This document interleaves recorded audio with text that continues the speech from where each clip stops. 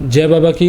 मैं देवेश पांडे अपने सभी महाराज जी के भक्तगणों को प्रणाम करता हूँ।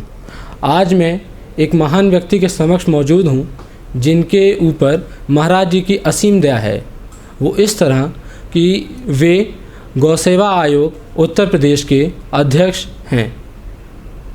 गौसेवा आयोग महाराज जी के लिए गौ माता सबसे प्रिय थी। गौसेवा महाराज जी का सबसे प्रमुख प्रवचनों में उनकी सबसे प्रमुख चीज़ हुआ करती थी। और उस गौसेवा, उस गौ माता की सारा कार्यभार देखने के लिए हमारे साथ आज मौजूद हैं श्री माननीय श्याम नंदन सिंह जी, जो गौसेवा आयोग उत्तर प्रदेश के अध्यक्ष हैं। तो मंत्री जी, आप कुछ बताएं महाराज जी के बारे में, या गौ माता की जो अनुकंपा है, या गौ माता से जो इस भारतवर्ष में जो बदलाव आ सकता है गौ माता से, आप उसके बारे में कुछ बताएं। ठीक है पांडे जी, मैं ऐसा महसूस करता हूँ कि देवरा बाबा जी एक बहुत बड़े सिद्ध पुरुष थे, और मैं समझता हूँ कि वो भगवान के द्वारा भेजी हुई एक बहुत बड़ी पुण्यात्मा थी। और इसका प्रमाण ये है कि देश के बड़े बड़े लोग, बड़े बड़े राजनेता आप सब उनके पास आशीर्वाद लेने जाते थे। मैंने देखा है कि पूर्व प्रधानमंत्री माननीय अटल बिहारी वाजपेयी जी उनका आशीर्वाद लेने गए, राजमाता सिंधिया जी उनका आशीर्वाद लेने गईं। बड़े बड़े लोग उनका आशीर्वाद लेने के लिए घंटों प्रतीक्षा करते थे और अपने को बड़ा भाग्यशाली मानते थे कि मुझे बाबा जी का आशीर्वाद प्राप्त हुआ है। बाबा जी बहुत बड़े गौभक्त थे, और गौभक्त इसलिए थे कि ऐसा माना जाता है कि गाय में 33 देवताओं का वास होता है। गाय के हर अंग में एक भगवान का निवास होता है। यहाँ तक कहा जाता है कि गोमय वस्ते लक्ष्मी, एक उस गाय के गोबर में लक्ष्मी का वास होता है। तो इस तरीके से, और मैं ये मानता हूँ कि शायद मेरे ऊपर भी बाबा जी की कुछ आशीर्वाद रहा होगा, कुछ कृपा रही होगी, इसीलिए मुझे ये गौ संवर्धन, गौ सेवा का काम दिया गया है उत्तर प्रदेश में। और मैं उन्हीं के आशीर्वाद से उत्तर प्रदेश में गौ सेवा का कार्य कर रहा हूँ।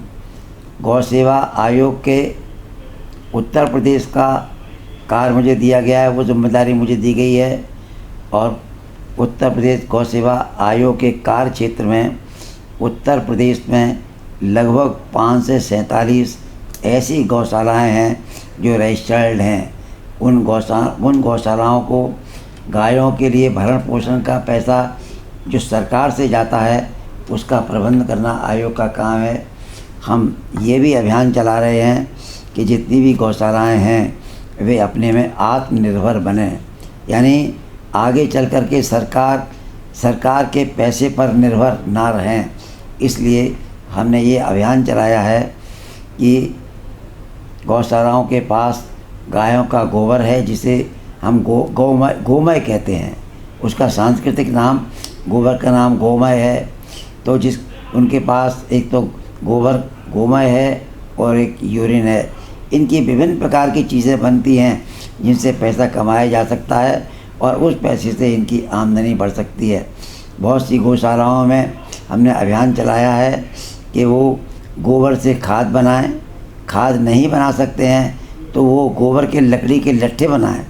लकड़ी के जैसे लट्ठे बनते हैं, बहुत सी गौशालाएँ गोबर के लट्ठे बना रही हैं, और उन लट्ठों को हमने शमशान घाट में बिक्री कराने के लिए एक व्यवस्था की है।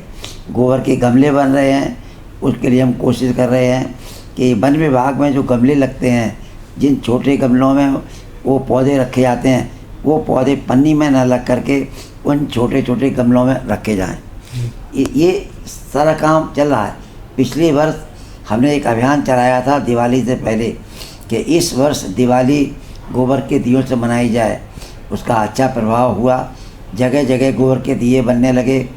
और उत्तर प्रदेश में लखनऊ में हमने ये तय किया था कि ये जो गोमती नदी का घाट है उसके किनारे 1 लाख गोबर के दियों से दिवाली मनाई जाए। और गत वर्ष गोबर के 1 लाख दियों से दिवाली मनाई गई। बहुत अच्छा दृश्य था।